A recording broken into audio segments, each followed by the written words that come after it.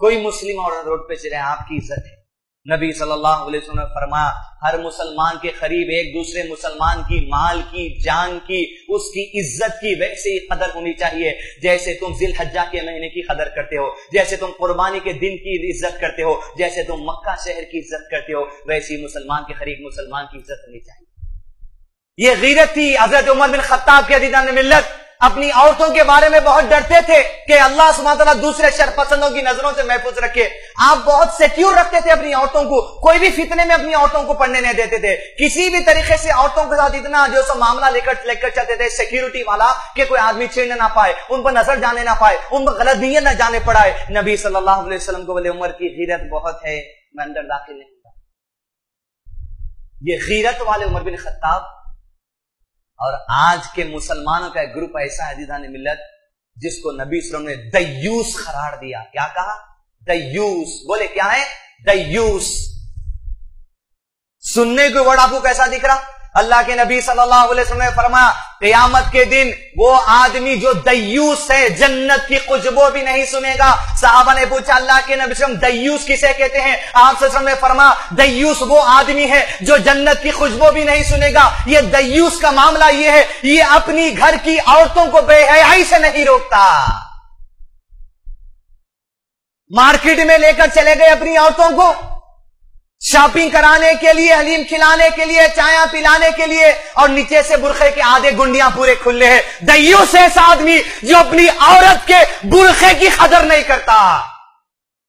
دیوس ہے ایسا آدمی, ایسا دادا, ایسا نانا, ایسا ماما, ایسا بھائی, ایسا باپ, ایسا شوہر جو اپنی لڑکیوں کو سانچک کی محفل میں ایک نوجوان لڑکوں کے سامنے بے پردہ میک اپ کے ساتھ بٹھا دیتا ہے. وہ انگلی کھینچتی ہے, وہ انگلی کھینچتا ہے, یہاں تک کہ بے پردگی کے ساتھ یہ اپنا معاملہ کرتے ہیں, رات بھر نکل جاتی.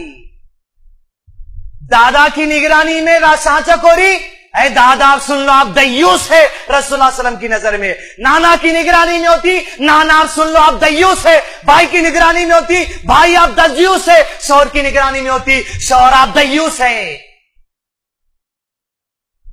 کون؟ یہ نوجوان خود تو بھیریں گے اور بہنوں کی قدر نہیں. کیسا چاہے بیوی کی قدر نہیں, بہن کی قدر نہیں. سانچکوں میں بٹھا دیے, نکال دیے کشتیاں, دیکھیں ٹیمپو میں پھرا رہے ہیں پورا کا پورا شہر صدقہ. اور مسجد کو لانے کے واسطے فتنہ ہوتا, یہ اس ملا فتنہ. تم فتنہ برپا کر رہے اپنی زندگی میں, یہ دیوس کام کر کے عورت کو ساتھ لے کے نکل گئے. تم دین کی بنیادی تعلیم اپنے ساتھ رکھتے, تمہاری عورت تمہارے ساتھ ہے, خوشبو لگا کے تمہارے ساتھ باہر نکلی. نبی صلی اللہ علیہ وسلم نے کہا وہ عورت جو خوشبو لگا کے گھر کے باہر نکلتی ہے بدکار عورت کی نشانی ہے. معمولی بات ہے, بدکار عورت کس کو بولتے, کس کو؟ نشانی اس عورت کی جو خوشبو لگا کے باہر نکلتی.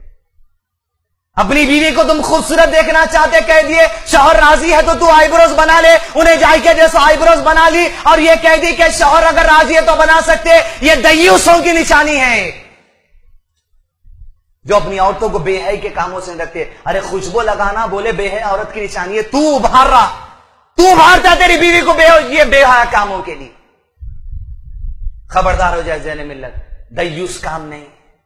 جوائنٹ فیملیاں لے کے جیسے لوگ زندگی گزارتے, جب تک شریعت کے دائرے میں بہت اچھی بات ہے, اس لیے کہ جوائنٹ فیملی بھی اللہ کے نبی صلی اللہ علیہ وسلم مدینے میں زندگی آنے کے بعد جوائنٹ فیملی میں رہے. ابو ایوب انصاری کے گھر کے اندر رہے, یعنی جوائنٹ فیملی نبی صلی اللہ علیہ وسلم تھے, لیکن اس کے لمیٹیشن سے, اس کے دائرے ہیں, اس کے حدود ہیں, اس کے اندر رہ کر ہمیں کام کرنا پڑے گا. یاد رکھیے.